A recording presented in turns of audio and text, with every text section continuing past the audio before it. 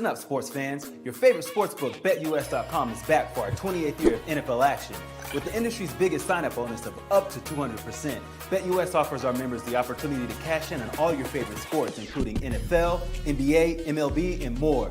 We've also got hundreds of new casino games, including the coolest new European slots, and our live dealers are waiting for you at the table. Sign up at BetUS.com today to get into the action. BetUS, where the game begins.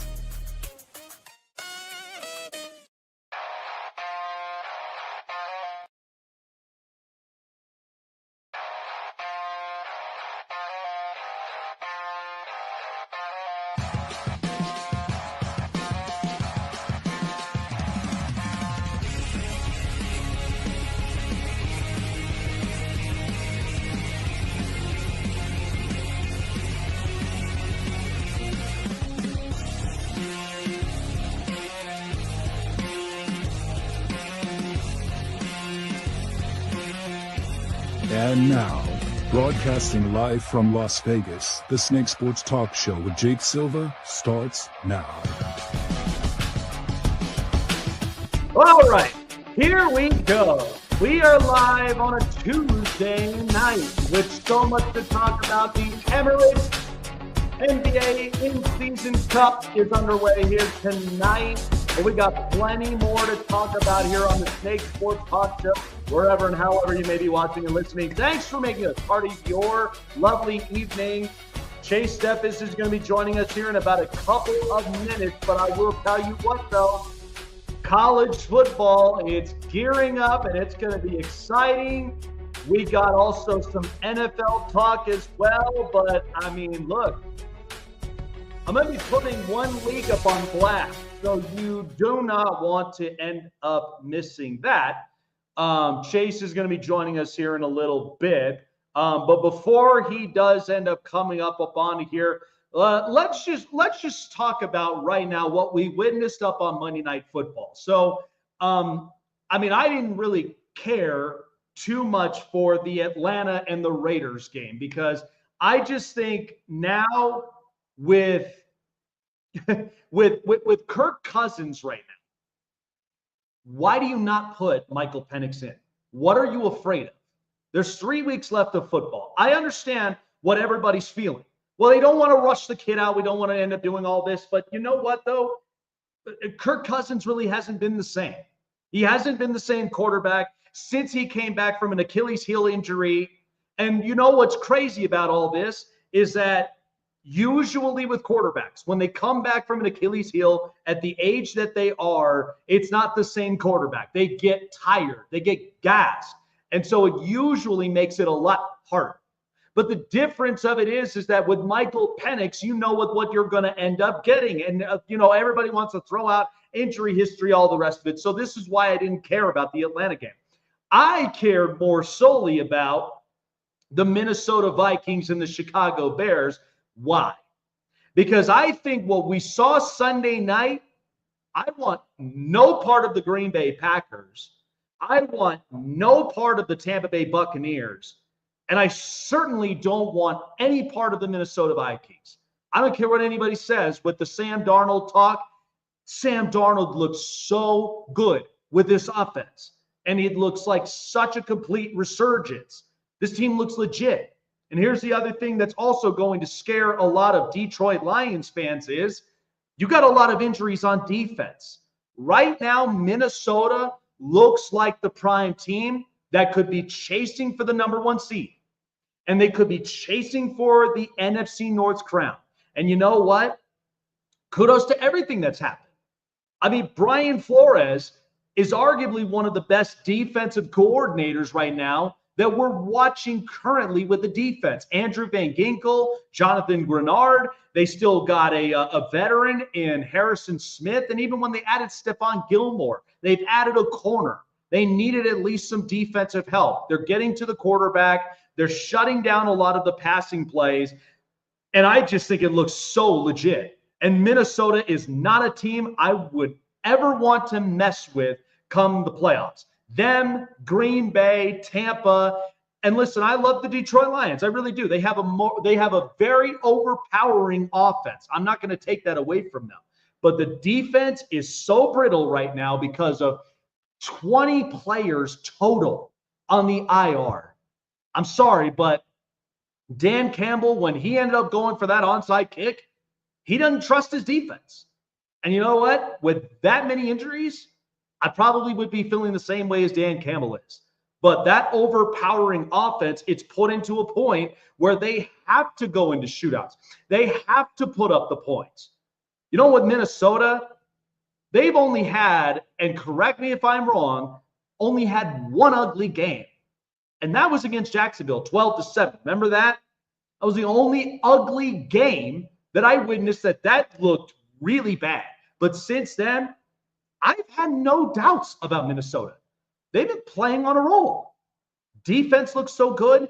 They've had arguably a couple of steals in the free agent market, and Dallas Turner is a pretty good edge rusher. So Minnesota, I want no part of.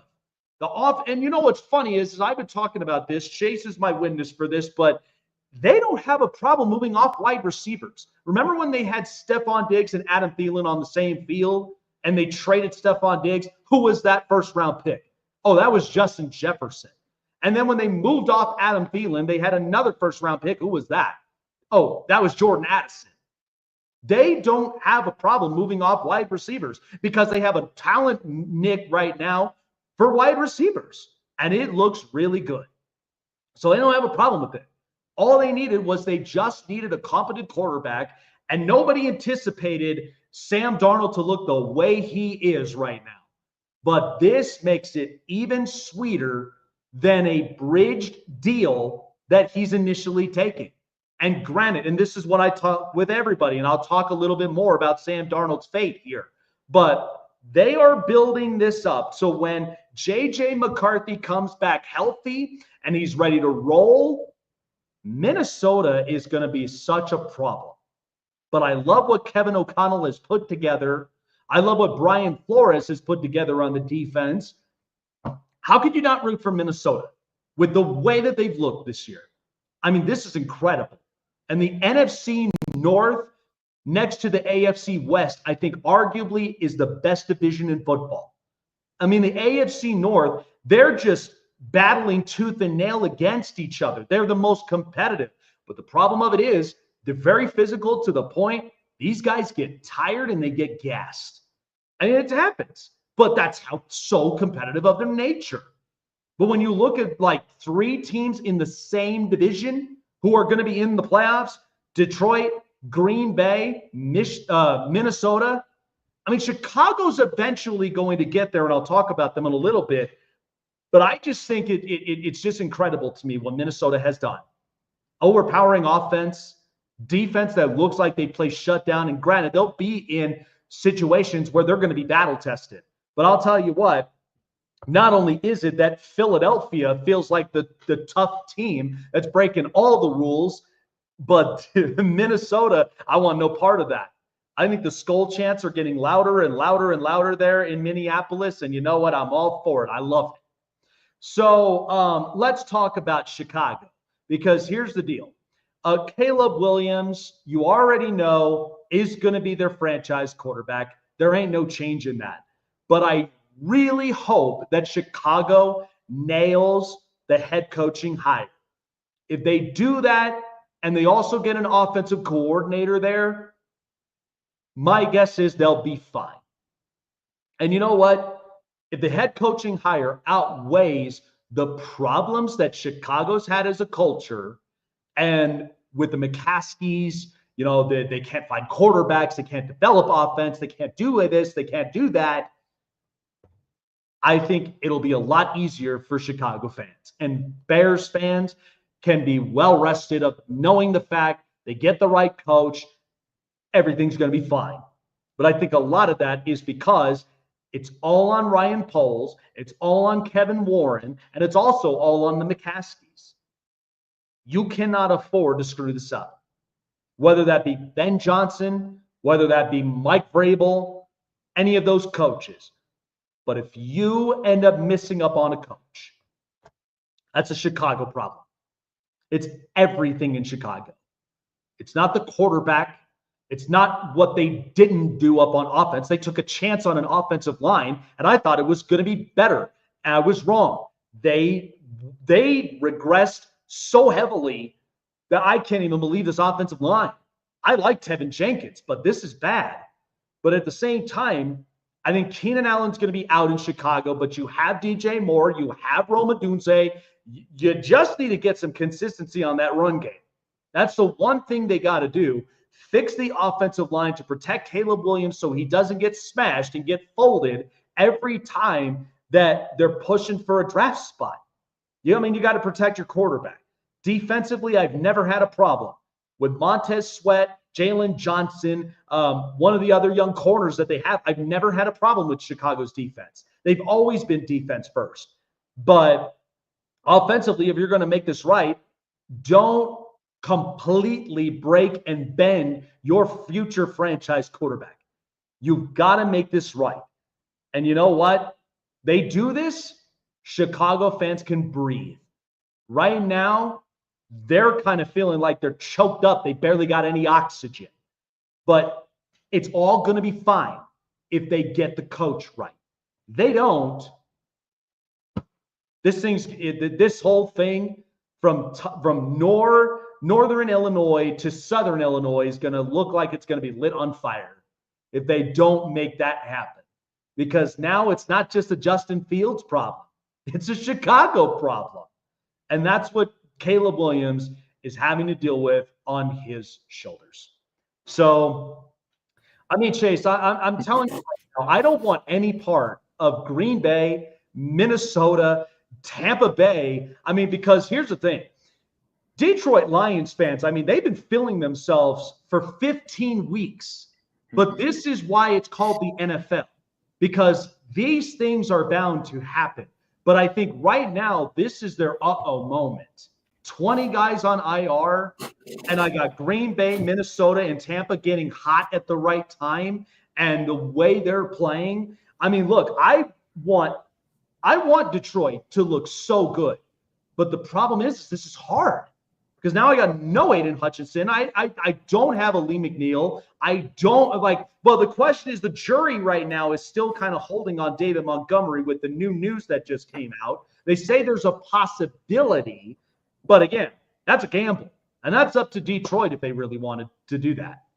Yeah, it's definitely a gamble, but I just checked the injury status of a lot of the Detroit Lions. Alex Anzalone, Lee McNeil, and a whole bunch of others. I think Efite, Mela something. All three of those guys are expected back as early as next week. But as late as probably week 17. And then you got guys like DJ Reader who are expected to be back probably by week 18 when they go to play Minnesota.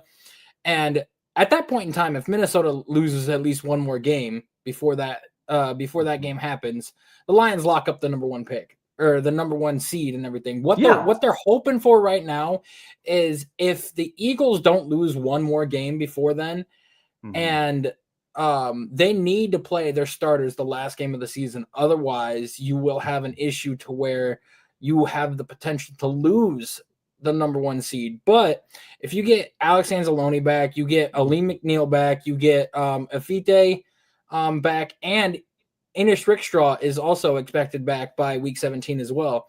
You get all four of those guys back and everything, you're starting to look like a more complete and better defensive unit and everything going into playing the Minnesota Vikings the last game of the season. If the Eagles lose at least one game over the next 3 weeks and everything, and then going into that last game of the season, the Vikings have also lost one. The Lions can rest their starters and they'll be all set to go and ready. But it really is a battle and survival of the fittest, because right now the way that it looks is if Minnesota goes into Detroit and wins that game, the last game of the season, then we are going to see a complete flop in the division. The Vikings could have the number one, if not the number two overall seed in the NFC.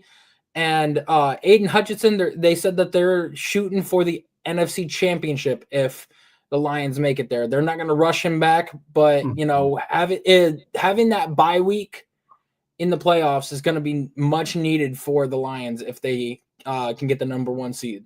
And that goes for a lot of teams, whether they've got so many guys on injury, whether they have a mixed amount of veterans that are there that they need the rest time. Because these young Bucks, they could get rested pretty quickly, and then they're deep in the trenches. So that's why I think, with Detroit, your hope is you get that number 1 seed. Because Philadelphia is talented top to bottom from offense and defense. So they won't have a problem with that, because I think all they would really have is Brandon Graham. And I would think maybe Darius Slay, if you're lucky enough. And then you got Minnesota, who only has I think Harrison Smith, Stephon Gilmore, and there's a bunch of these guys that are young, they're hungry, they're guys that I don't want any part of. Green Bay, the thing about them is Green Bay will be in a seeding spot, but they're young, they're hungry, they're not in a position to where they're going to want a bye week, which is fine. The team's still young, the team can still thrive. And then, I don't know, man, after what I saw from Tampa this past week, Baker Mayfield and company ain't playing around. That is a team, that's what I'm saying. We saw what Baker was last year, and I don't think this is any fluke. And the point of this is Atlanta won, so there's still a fight for the South, but Tampa ain't no joke. And they're not making it like last year was that was the 1 year and that was it. I mean, Atlanta, they're in a complete collapse, and more of it, I trust Tampa more than I do of Atlanta when it comes to the South type. But the thing is how long of this with Kirk Cousins are you going to last for until it's little too late? And then my thing is, if you get Penix out there, what do you got really left to lose? Because you're trying to rejuvenate this offense, and it's not helping because, you're playing against an injury-riddled Raiders team, and you put up 15. That's the part of Atlanta that's not going to slide. That's screaming to me early exit in the playoffs. That's what it's screaming to me. And it's definitely, you got to definitely look at it this way. If you end up having Michael Penix start, that could just boost and give a spark to this team that is much needed. Because right now you're looking at the Bucks with an 8-6 record. The Falcons are 7-7. Yes. Right now, in terms of how the playoff picture is standing, the Bucks have the 3 seed in the NFC. The Rams are now at the 4 seed and took over the NFC West, and the Seahawks are on the outside looking in. But here's where he gets tricky. This week, the Eagles play the Washington Commanders, and if the Washington Commanders lose this week, then the Seahawks, they end up playing the Minnesota Vikings. If the Vikings beat the Seahawks, and the Commanders lose to the Eagles, the Commanders are still the 7th seed. However, if the Seahawks can upset the Vikings and the Commanders lose to the Eagles, we now see the Seahawks and the Rams from the same division in the playoffs. Well, I'll tell you what. I kind of feel bad for Seattle because Geno got when Geno went down with that injury and in came Sam Howell. Seattle is on a good stretch. Don't get me wrong, but this is where the tougher part. You're playing back-to-back NFC North opponents. You just literally got battered by Green Bay. And then you're going to go up against Minnesota, who's feeling themselves right now. And they just came off of a division rival victory at home. And, and then you've got to play them. I don't know. I think Seattle, they kind of got the shortest end of the stick. But it does matter with Washington. But again, I think Washington, either one of those teams, I'll still feel okay about. Because the futures are very good. I like Mike McDonald. I think you got to get another off season with this to really kind of fix your components. And the same thing with Washington. Washington's got a brighter future. But I think either one of those teams in the 7th seed, you kind of are given what you're given the cards of whatever's dealt. So it's who's going to really survive that is the question. Yeah, it definitely is crazy to think about. And I listen to what you were saying about the Chicago Bears and everything. I think that Darnell Wright and Tevin Jenkins are the two bright spots on that offensive line. But you can't do it with just one guard and one tackle. You have to have two bookend tackles and at least one good guard in order to do it. And the reason why it's sad and it sucks that they gave up on David Montgomery so early. And, people are looking to, why hasn't Swift looked remotely good? It's because the beginning of the season when he was, lighting it up for a few games here and there, and the Bears were like 4-3, they were actually, the offensive line was actually blocking and had, what they needed. And I know that there was a video I saw where Caleb Williams had, I think it was Rome Odunze open in the middle of the field, nobody around him. And all Caleb had to do was step up and throw. But I think right now he's seeing ghosts because he is more worried about running around in the pocket and trying to avoid, big hits than what he is with focusing on the field. And I think that's where, if you're Chicago, you're coming into this draft and you're looking at all the offensive linemen that are in here. Yeah. You cannot sit there and pass on an offensive lineman, especially with the Bears being right behind the Browns in the draft now, in the order. And a lot of mock drafts have us taking Kevin Jenkins out of Texas, the offensive tackle, but then that leaves Will Campbell available for left tackle for the Bears to take. I think that that's a slam dunk pick. You cannot go wrong with that. I think that the only knock that he has on him is the size of his arms. They're a little short, and he doesn't have that quite of like push off that you really need to be able to like get them away. But if you can use your feet, you can move them around a little bit. I don't think that'll be a big issue. So here's what's exciting about this with a couple of teams that we're looking at the playoffs before we end up going up on break. But I just now got 2 new spots. So Raheem Morris, he just came out and said he is not committal to Kirk Cousins as quarterback 1. And they play the Giants at home this week. So I hope the Giants win. I hope the Giants win.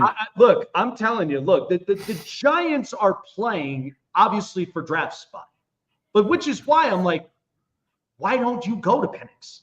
This makes it a lot easier. Go to Penix after next week. I want the Giants to lose. I want the Giants to win. Go to Penix after next week, because the thing is, if the Raiders or Giants lose one more game, or they both lose, we get over them. I hate to break your heart, but you know what Tim Boyle's record is when he tries to attempt to pass? It's 0-11.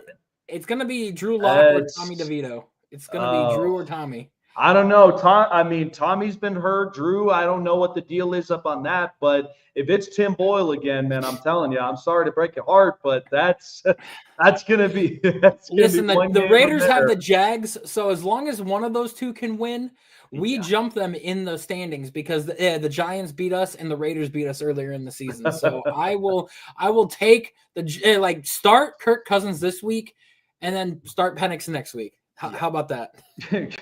Chase is like, give me 3 more picks up in there, and still win a game.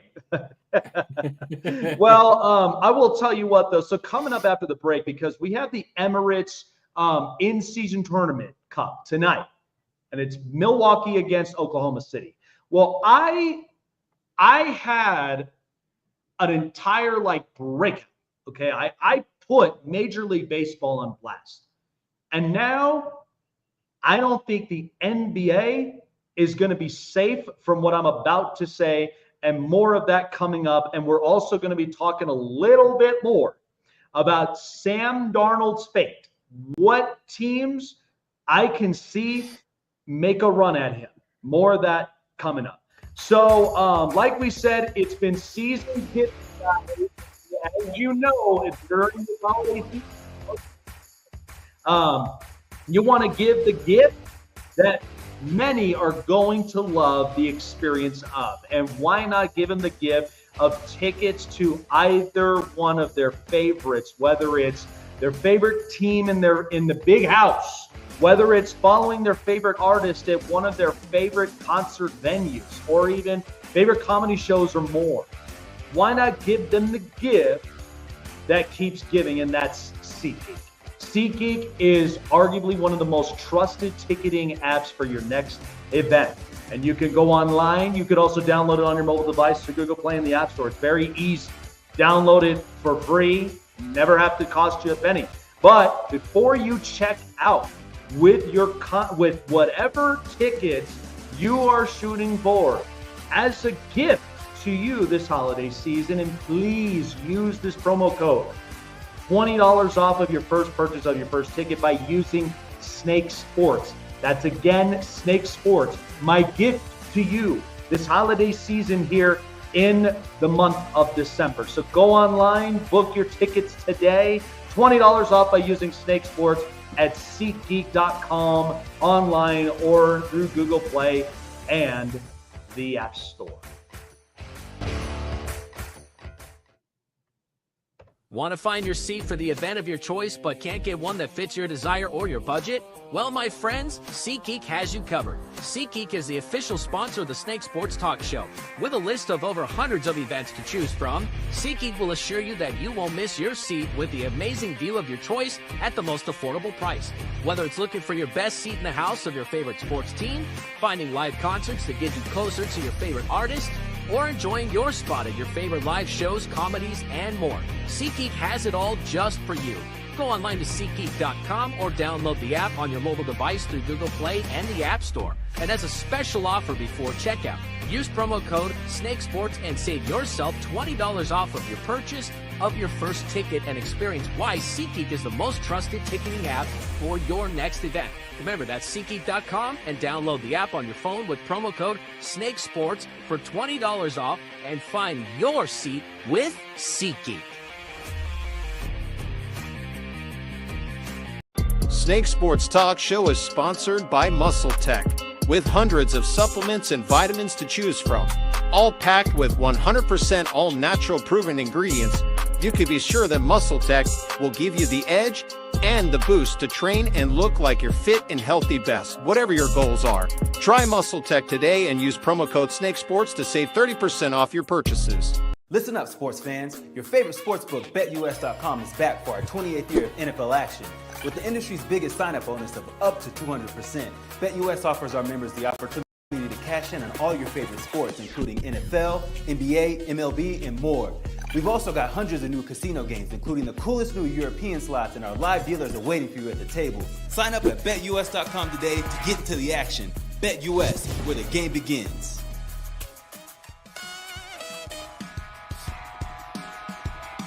So, back in 2020, it was during the times where we were all going through a pandemic here in America.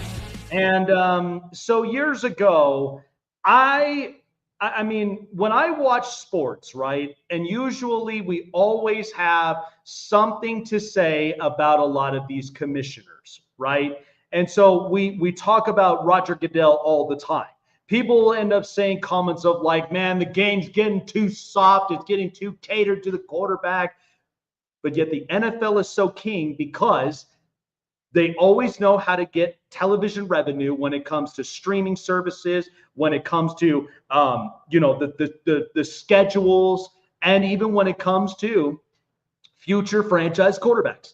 They're so big on it because they have such a close relationship with college football when future star quarterbacks, and even with offensive weapons and with defensive players. I mean, it's just fantastic. And coming this week and this weekend, we've got the college football playoffs. And boy, is South Bend, Indiana going to be so they're going to be losing their minds. And they're not even going to be that far away. Indiana, Notre Dame, all in the state of Indiana. I mean, it's going to be nuts, but they have such a good relationship with each other.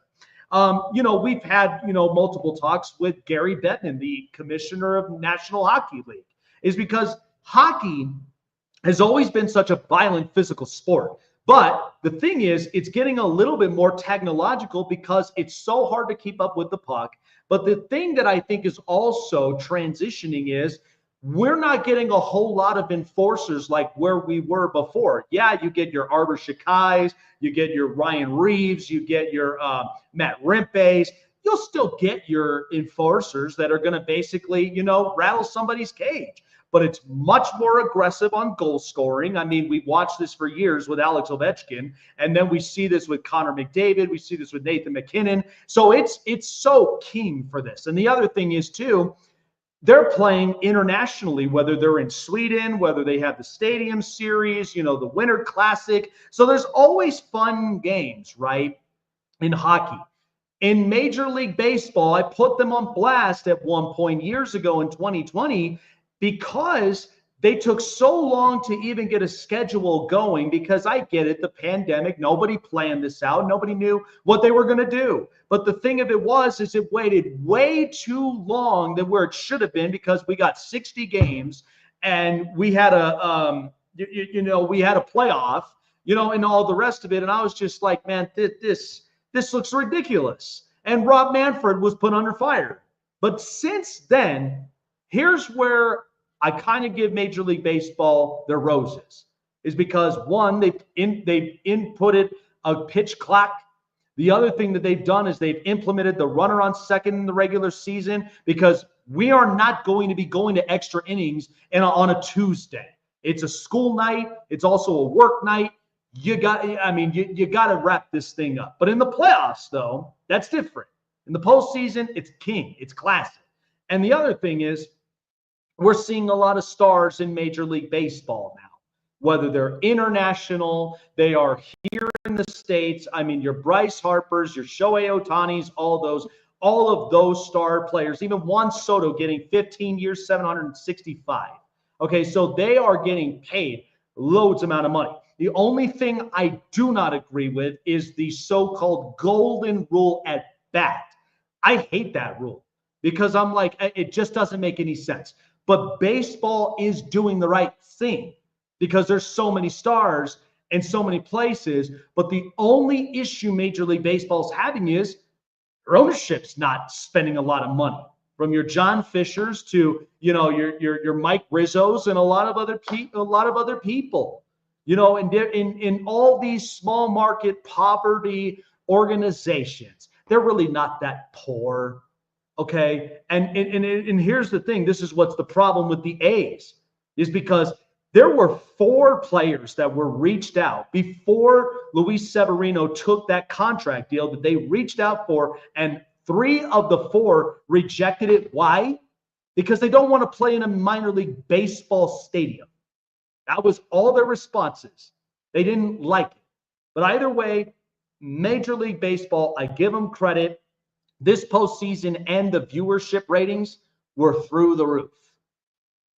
But now I'm going to put the NBA on blast, because right now Adam Silver is in so much deep-pitted trouble.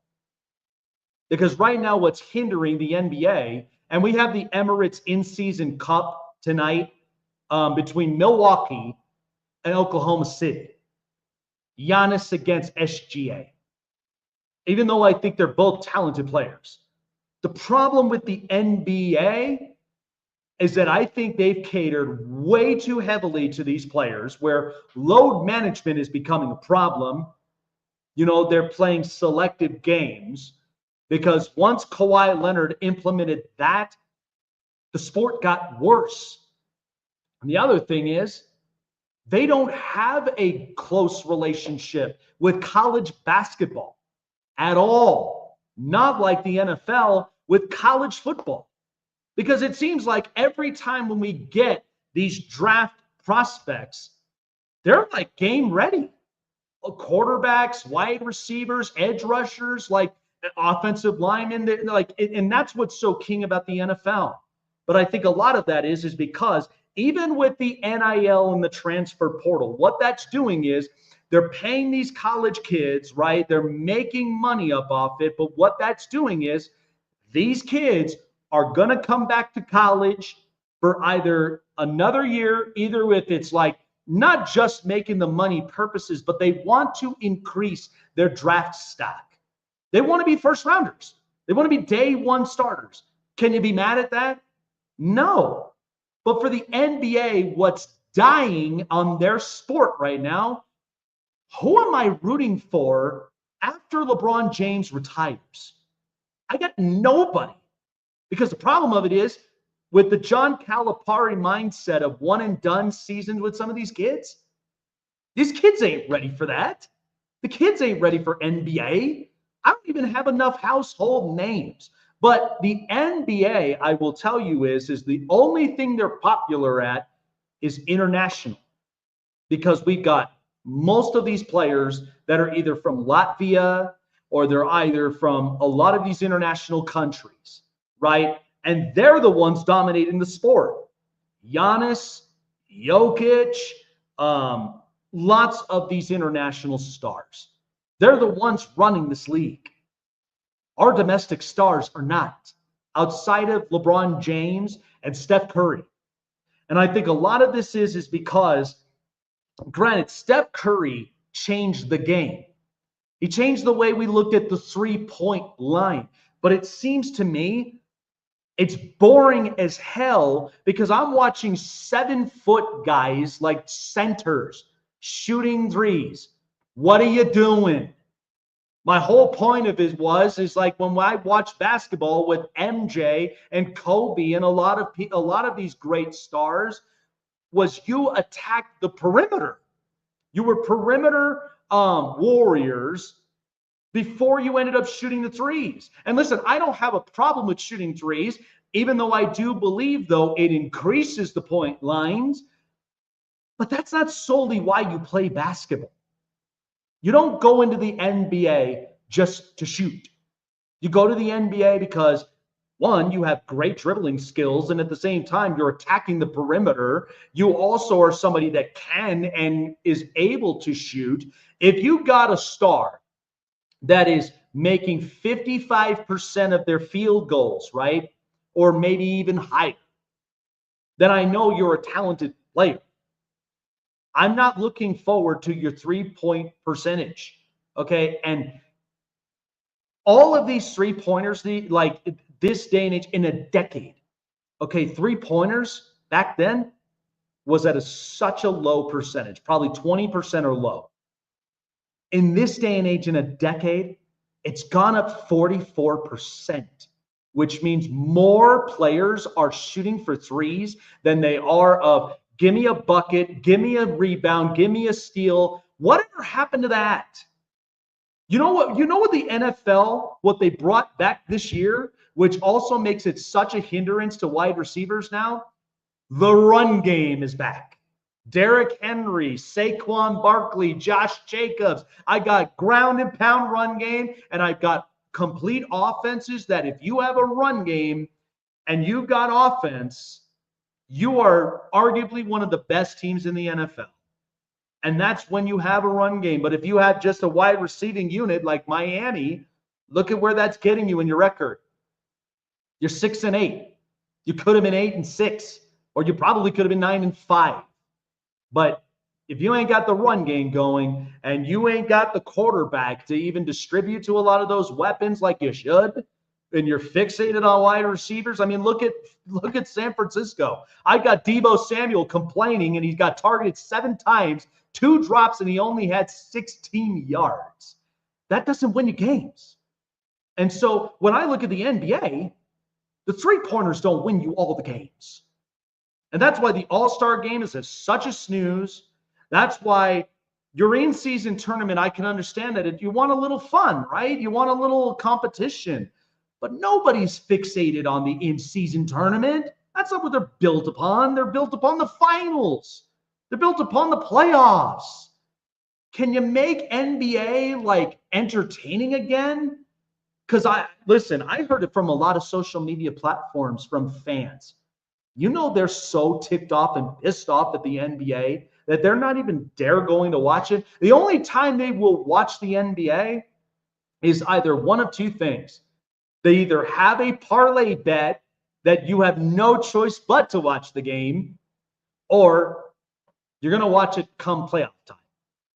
That's the only time that the NBA is going to literally get its numbers, but this sport is dying. I thought Major League Baseball, and I was wrong for this. I put Major League Baseball on blast back in 2020, but it's turned itself around. And you know what? Rob Manfred listened to a lot of things. We may not agree with the golden at bat rule. I hate that. I don't know why they implemented it. Like, I think he got a little too antsy, but everything else, I mean, the postseason this past year, leading up to the World Series between the Yankees and Dodgers, the ratings went up. Why isn't the NBA on the same page? I don't get it. And I think a lot of this is just kind of telling you Adam Silver is so pro-player friendly. It is not even entertaining anymore. Players with load management, give me a break. I'm not going down to Ball Arena spending my hard-earned taxpayers' dollars just to have Jamal Murray, Nikola Jokic, and all the stars sit. I'm not paying for that. I'm paying to watch my stars. That's what the NBA should be about, not this load management crap. And that's why this sport is dying. It's becoming too pro-player friendly to where you are making upwards of millions and millions of dollars. What the hell are you doing sitting? How could you possibly be healthy and you're sitting? I'm telling you, it's going to get to a point where fans had enough of this. And I'm already hearing it right now. It's not going to look good on Adam Silver. That's why I'm like, NBA, watch the NHL. Watch Major League Baseball. Hell, watch the NFL, who's killing you on ratings every single year. And they're killing everybody. They're the sharks in sports. Okay? They're always swimming. They're always on the hunt. And if you don't get on the same page here, you are going to be the prey. You are, in fact, going to be the food that gets consumed, and nobody's going to pay attention to you. Chase with the news. This is the Hot Press. About had it with the NBA, with just the way that this is looking. And this is not good for someone like Adam Silver. Look, I was wrong on Rob Manfred. Even though I'm not, but the pros outweigh the cons. I'm seeing too many cons right now for the NBA. Like, who is my household star when LeBron James retires? I don't have anybody. Like, and that's why I'm like, what? Like, the NIL is being implemented now for college basketball, and you're seeing right now in college football, right? The transfer portal. I agree, they need to get control of this and make it more structurized. But it just seems to me they're having such a hard time with trying to get on the same page with college basketball, even with March Madness. These kids ain't ready by 18, 19. Or Anthony Edwards would probably be the next. But here's the thing, though. Jokic, he's already dominating the sport. All these international stars are dominating the sport. It's the domestic players I have a problem with. Because these kids are coming into the league at 18, 19 years old. They are not mentally matured enough to where, again, you're going to tell me an 18, 19-year-old is going to go up against 30-year-olds that literally have better ball skills than they do and that are going to obviously just outplay them, whether they rough them up on the court and even outshine against them. They're not ready for that. I mean, LeBron and Kobe did it. Oh, but those are such rarities. That's the difference. Back then, it used to be. But, and you know what? The late David Stern, I'll be honest with you, I think he was a better commissioner than what I'm seeing with Adam Silver. And David Stern, like, he was about the players, but he still cared about the quality of the game. Adam Silver is just way too pro-player friendly that what is with this load management if these players are healthy, right? And that's what made my point. I don't want to go to a Nuggets game with both Murray and Jokic on the bench, obviously healthy. I don't see any braces. I don't see any casts on them. They're healthy. They're sitting on millions of dollars. Do you know how big of a backlash that is against the NBA? Nobody's going to go to the games. So I'm like, Adam Silver, you got to do this right. Did you hear what Kobe's wife ended up saying about him? Yeah. Like how Kobe had sprained his ankle so bad one time that he ended up having it taped twice. before the game just to make sure that he could play. And, you know, his wife asked him, why don't you take the day off? And he's just like, because he's just like, some of these parents and stuff like bring their kids to the game one time and they go there to see a specific player. And he's just like, if I'm sitting on the bench when they're playing or when they're here and everything, and I'm not playing and I'm that player that they want to see, that's devastating to me. He's just like, I want to make sure that they're getting their money's worth, and I want to make sure that I put on a show for them. And I'm signed a super max to $205 million. What are you doing sitting on the bench? What are you doing? That's the part that I think is going to be the backlash. And you know what's funny is like we've heard it from some fans, right? Some of them have complained about the NFL. Okay, hold on. Breaking news. Michael Penix is going to start over Kirk Cousins this week. Woo, it's Penix time. All right. Breaking news. Wow, Michael Penix. Okay, like I said, they're playing the Giants. And this is why they're like, because the Giants are playing for draft implications here. Whereas for the Falcons, I mean, they got to get this offense right. So why not throw that rookie in? Because there's only 3 weeks of the NFL left. What's the problem? I just think you got to get the offense right. The defense, you know, because at the same time, the defense hasn't been up on the same pages, but they are trying their best. I just think when you get an offense that scored 15 points against an injury-riddled and a draft-implicated Raiders team, that looks horrible. That just tells me you're a first-round exit. So let the kid play. Let's see what he's got. Yeah, I mean, he's been sitting like pretty much the entire season, and he's seen a lot of how the NFL is. He knows a lot of what's going on. He's seen these players at practice and everything. So, like, why not? You know what I'm going to text? You know what I'm going to text you on Sunday? If Michael Penix, I'm telling you, in Atlanta, in a packed house in Mercedes-Benz Stadium, if he throws 3 tutties with no picks, Chase, I think we got another good one that's going to be fun to watch for the next 5 years. And people complained about, oh, he's never going to start. Oh, his career's going to be so hindered. Give me a break. Like, come on. Yeah. Michael Penix to start over Kirk Cousins this week. It is insane. And speaking of QBs that have gotten benched, Jameis Winston for the Cleveland Browns is officially benched, and they are starting Dorian Thompson-Robinson. Now, from what I've heard and understood is that they are going to start him for the Bengals game, the Dolphins game, and the Ravens game to end the season, just to see what he's got and like left, see if he's worth even just being a backup. Not to be the starter, because they've already seen enough to know that he's not the starter, but just to be the backup on this team. You know, it's worth him going out there, and you can't be much worse than Jameis Winston has been the past couple weeks. Like Jameis, if he could eliminate the turnovers, he would be a phenomenal quarterback and be great for this team. And I do see him coming back next year and just being that veteran presence that we would need for the rookie that we would probably be drafting if we do draft one. But, you know, I like the move. I think it was a smart move. It was the right decision by Kevin Stefanski. So I'll tell you what, because, I mean, it is a smart move by the Cleveland Browns as a whole. Because ultimately, I mean, you're right now playing for depth. Like, you're playing for depth, you're playing for draft implication, and that's really what Cleveland is caring about. Another team, though, that also is benching their quarterback and going with Mason Rudolph the entirety of the year is the Tennessee Titans. They benched Will Levis. And I'll be honest with you, I don't know what Brian Callahan really is as a head coach, because we've only seen him in Cincinnati and what he's done. But I'll be honest, I mean, Will Levis, you are seeing smoke and mirrors here. I don't know what's going on.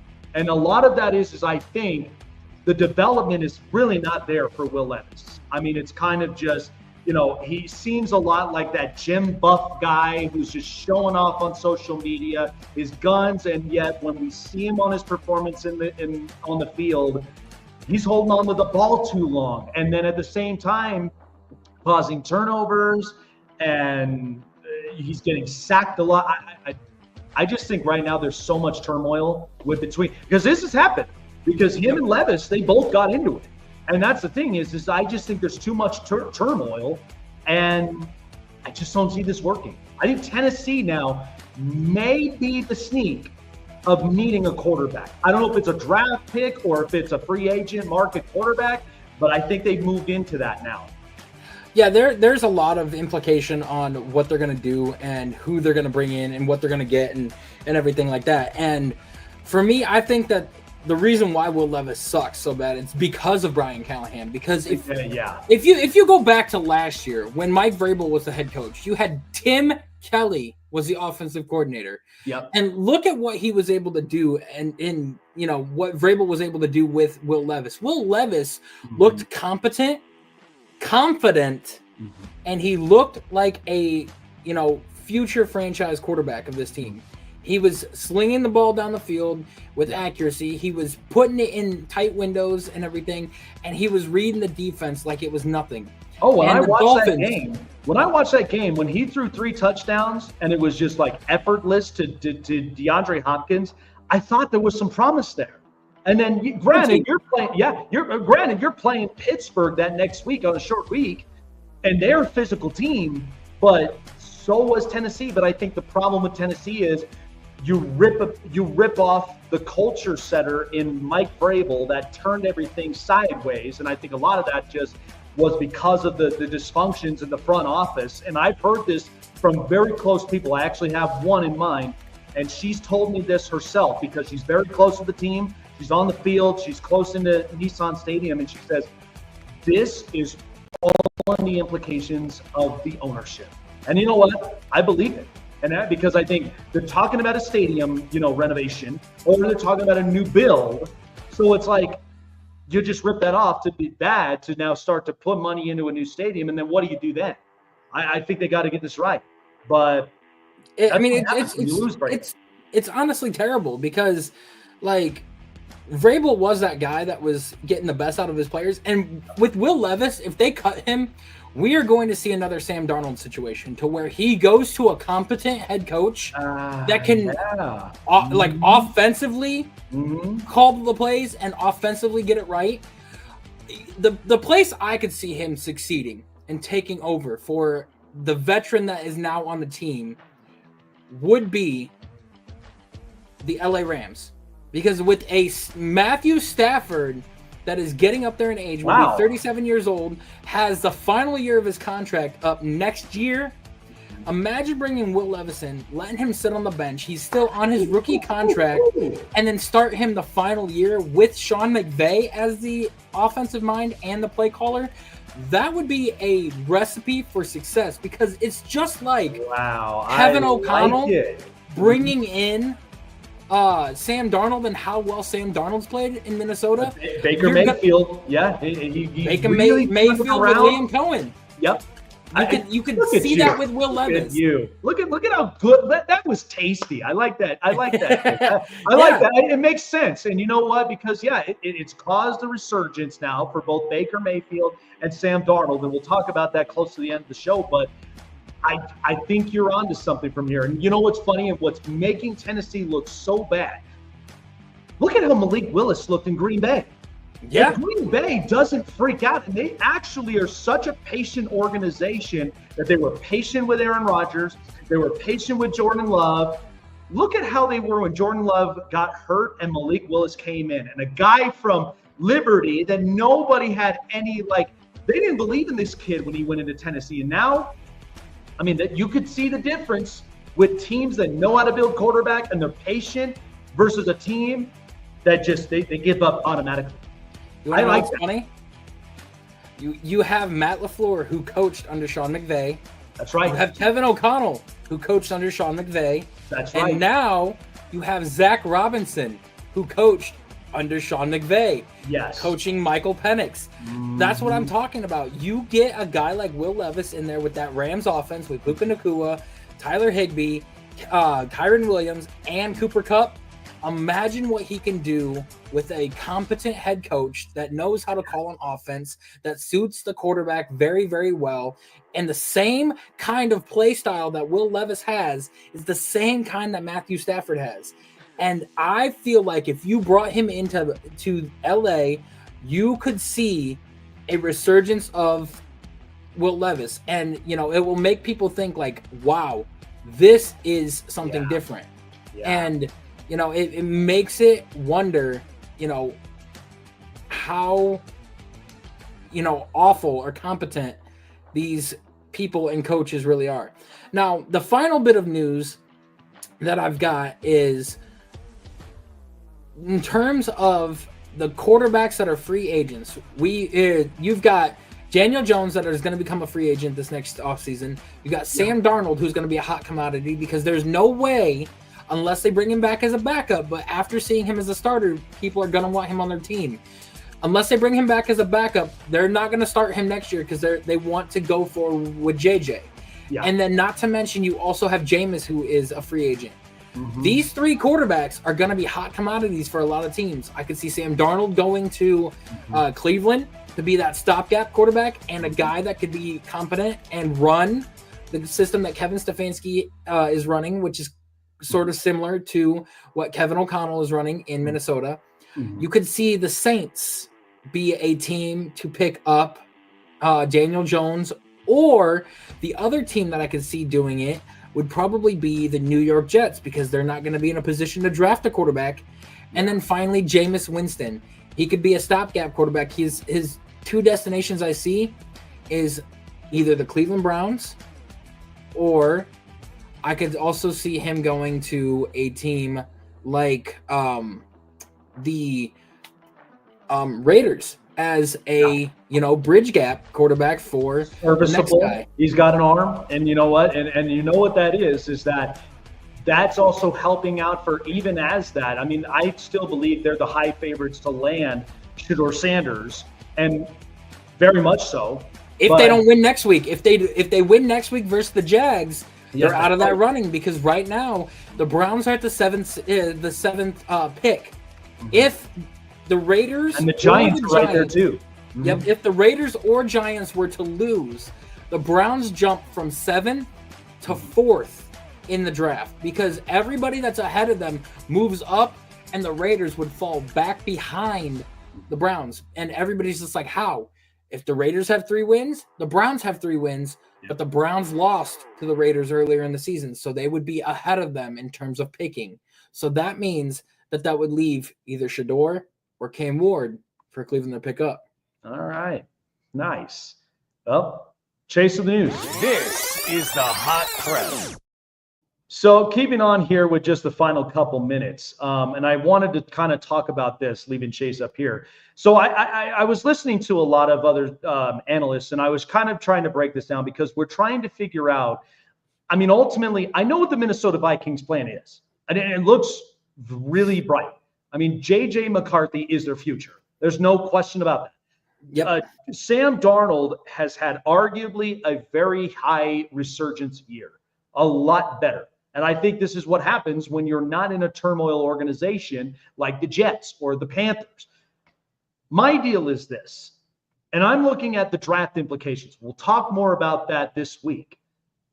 But I'm looking at a couple teams here. And one talked about the Indianapolis Colts, and that's one team to talk about because here's the thing. Anthony Richardson in 14 starts is completing 55% of his throws. It's not good. And at the same time, he's still young. He's still in that building mode, and he's not quite there yet. But here's another spot to talk about too. What if, and I was speaking to some people that were Giants fans and even close, I'm going to talk about this when we have a Giants guy around. But right now, I'm looking at the New York Giants. Here's the things that's wrong. Outside of Andrew Thomas, they need to fix that right side of the offensive line. They also need corners. They also, I would say, they need another weapon next to Malik Neighbors, who I think is very promising as a high talented receiver. They do have Tracy, the running back, who I actually pretty much like. I think if they go and draft somebody later on, like maybe like a Cam Scatabo or an Amorian Hampton, I think they'd be nice. But here's my thing about this. My fear with the New York Giants, if they drafted a quarterback, like let's say Cam Ward, if they drafted him, my question mark is, how successful can he be when you've got Philadelphia, who's just a high powerhouse in that division? You've got the Washington Commanders, who are having a draft and an offseason away. And then you got the Cowboys, who I don't know. My problem with the Cowboys is that, and even Stephen Jones came out and said that the cap space is going to be thinner than it was this year. So I don't know what that's going to entail to. But here's a thought here. This draft class only has 2 promising quarterbacks, and the rest of them look like projects. What if the Giants inked Sam Darnold for maybe a 2-year deal? The reason I say this and picture this, I only have 2 quarterbacks, and that's it. The rest are projects. Next year's draft, though, I have a bigger overhaul of quarterbacks, and you know who I'm talking about. I'm talking about the Arch Mannings. I'm talking about a lot of these other quarterbacks who would look pretty damn good. Nico is another one, but I think Nico, he might stay another year because he's a freshman. Drew Aller's also coming out next year. Garrett Nussmeier. Now that they went back to college, I mean, I like the idea, because here's also another thing that you gotta. So here's what I'm finishing in this is. Yeah. I've watched Brian Dable take a reckless Josh Allen, right, and clean his stuff up. I've also seen him turn Daniel Jones into a quarterback until we realized Daniel was just not that guy. But that's when he had a run game. So my thought of it is if the Giants, I feel like with that pick, if they do not take a quarterback this year, my thought is you do whatever it takes to maybe potentially get that tackle from LSU, Will Campbell. Because I got to solidify that right side. I watched the Chargers take Joe Alt, a left tackle, and move him to the right. And he's already getting massive Pro Bowl votes. But my thing is having a healthier offensive line, and you get a quarterback that is smart, he's matured. Because my question is like, do you really think Brian Dable is going to have all this time to develop a young quarterback, right? Because it's different when you're Sean Payton. Because Sean Payton has the experience. He's going to give it to you. That's why Bo Nix looks so successful. But I feel like with Sam Darnold, and what you could do is you could draft a backup quarterback to really make him serviceable, depending on it. Or maybe you leave like Drew Lock in there, right, for 1 more year. And then let's say when you fix the offensive line, when you get the corners right. And here's the other thing. Sam Darnold is throwing to a talented LSU wide receiver named Justin Jefferson. And you have a talented LSU wide receiver in Malik Neighbors. What's wrong with that? I just look at it, I'm like, if you are going to be in a position where you take Sam Darnold and you make yourself competitive, this quarterback class next year, man, is going to be a lot better than this one. I like it. I mean, here's the thought process that I have. You can go one of 2 ways. One way is you could use that number 1 overall pick, because right now they are the number 1 pick, and you could use that pick to trade with a team that really wants a quarterback. And get more. Yes. And get more picks, because if you get, like, let's say another first rounder for next year and then even one the year after that, you could take the 2 first rounders that you've got, package them in a deal next year, and go get Arch Manning. That's right. And make him play on the same team that his uncle played on. Or option number 2 that you have, you can go get Sam Darnold, trade back in the draft a little bit, pick up at least 1 first-round pick, pick up a guy. You could either go out and get the Campbell or Tataroa McMillan. Pair him with Malik Neighbors. That way, if Sam Darnold does come in here, you've got more than just one offensive weapon that you're looking at. Yeah. You've got a chance to get offensive line in the second round, because they've got 2 second-round picks. Yep. And this is an offensive line heavy draft. They can get an interior guy or another right tackle. And then in the 3rd round, you can go after Harold Fannin or, Ollie Gordon, somebody to pair with that Tyrone Tracy and everything, with how well that they've played. So there's multiple options that they could look at. And that's one thing that Joe Shane is going to look at Steve Mara and be like, hey, here's an option that we go to. And option number 3, they trade back in the 1st round. They pick up an offensive lineman, and then either they trade back up in the late 1st or in the early 2nd and pick up Jalen Milroe, to let him sit behind Sam Donald for next year, and then start him the following year after that. Yeah, something to think about. All right, well, that's going to do it here for us with Chase and myself on the Snake Sports Talk Show. Have a great rest of your night, and we'll see you guys on the next episode of the show here on the Rogue Network. Take care, you guys.